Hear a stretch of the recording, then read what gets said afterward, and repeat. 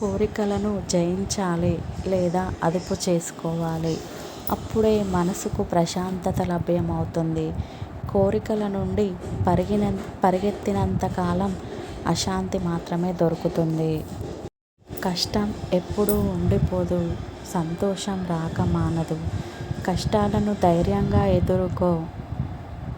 బాధలను ఓపికగా ఓర్చుకో. సంతోషాలు నిన్ను వెతుక్కుంటూ వస్తాయి. ఆకలితో ఉన్నవారికి, ఆపదలో ఉన్నవారికి మీరు ఏ సాయం చేసినా అది సాక్షాత్తు ఆ భగవంతుడికి చేసినట్లే.